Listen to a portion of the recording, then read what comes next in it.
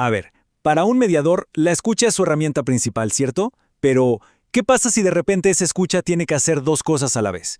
Pues de eso vamos a hablar hoy, de la doble escucha. Una nueva competencia que, créanme, está redefiniendo la profesión, porque hoy en día, resolver un conflicto también significa prevenir un delito.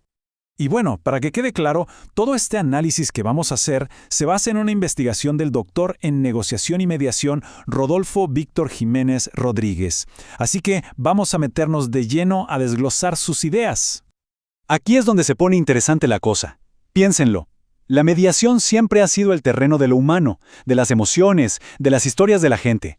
Pero ahora, de repente también tiene que tratar sobre la prevención de riesgos patrimoniales. O sea, ¿cómo se juntan esos dos mundos sin que uno termine destruyendo al otro? Esa es la gran pregunta que está redefiniendo la profesión. Ok, para entender por qué esto es tan crucial, tenemos que empezar por el principio, el nuevo contexto normativo. Es que literalmente el tablero de juego cambió por completo, y las reglas de antes pues ya no son suficientes. Y ojo, porque esto es clave. No se trata de tirar por la borda la empatía y la escucha activa. Para nada. Es más bien como si a un músico que domina una melodía, de pronto le piden que sin dejar de tocar, también lleve el ritmo con una percusión. Ambas cosas son vitales y tienen que sonar en perfecta armonía. Y aquí vemos clarísimo el choque de dos universos. Por un lado, tenemos la ley de Musk, que nos habla de confidencialidad, de neutralidad. Y por el otro, ¡pum!, llega la ley antilavado y exige identificar, prevenir y avisar. Entonces, la pregunta del millón es, ¿cómo se puede ser un puerto seguro y al mismo tiempo un centinela? Vaya desafío. Entonces, ¿en qué se convierte el mediador? ¿En un policía? ¿Un agente fiscal? No. El término clave aquí es garante razonable. Es decir, un profesional que tiene que ser lo suficientemente diligente para asegurar que los acuerdos no estén tapando algo ilícito, pero, y esto es muy importante, sin tomar un rol de investigador que no le toca. Muy bien, ahora que entendemos el contexto, vamos al corazón del asunto, la escucha, porque con todo esto está obligada a evolucionar. Ya no basta con escuchar solo la parte humana del conflicto. Ahora se necesita desarrollar algo así como un sensor de riesgo. Pensemos un momento en la escucha activa clásica, la de toda la vida. Su trabajo era sumergirse por completo en la historia humana. ¿Qué necesita esta persona? ¿Qué siente? ¿Cómo logro que se sienta de verdad escuchada? Era un arte enfocado 100% en la relación. Y aquí, justo aquí, es donde todo da un giro. Nace este concepto de la doble escucha, que no se trata de aprender a escuchar desde cero, sino de aprender a escuchar en dos frecuencias al mismo tiempo, la del corazón humano y la de la alerta legal. Es una integración, no un reemplazo. Lo realmente interesante es ver cómo funciona esto. La escucha humana no se va a ningún lado, sigue siendo el pilar, enfocada en las emociones y las historias.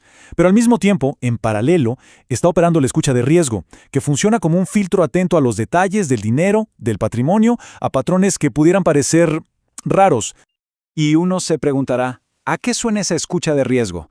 Bueno, suena a que de repente se prenden foquitos de alerta internos. Cosas como, oye, ¿por qué se está manejando tanto efectivo? O, ¿quién es esta tercera persona que de la nada va a liquidar la deuda? O, ¿por qué tanta prisa por firmar ya?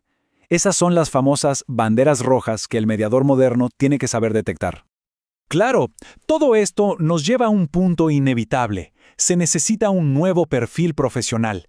Ya no alcanza con ser un buen comunicador. Hace falta una caja de herramientas totalmente nueva para poder navegar en este ambiente.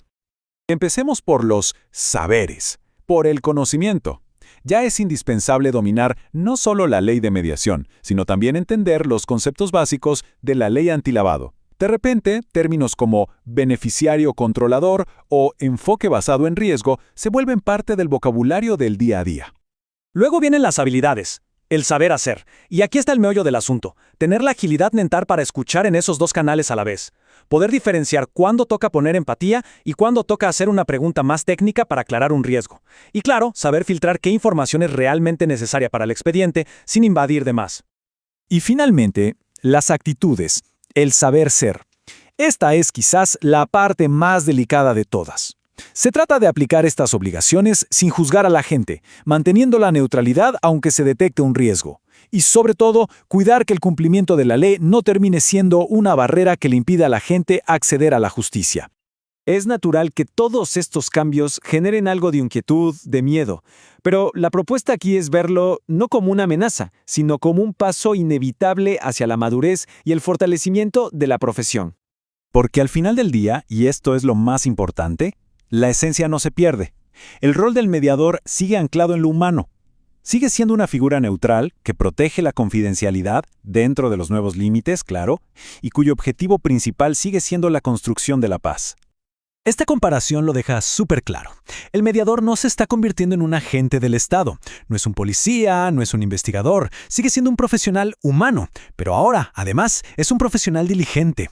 Un garante razonable de que los acuerdos que facilita son legales. En resumen, todo se reduce a esto. A un sofisticado acto de equilibrio. A la capacidad de escuchar el dolor humano con un oído y, al mismo tiempo, proteger la legalidad del convenio con el otro. Y todo sin romper la confianza que es el alma misma de la mediación. Esa es la maestría del mediador del siglo XXI. Y con esa idea tan potente, cerramos este análisis basado en la profunda investigación del Dr. Jiménez Rodríguez. La pregunta que queda en el aire es, ¿estamos listos para escuchar en dos canales a la vez?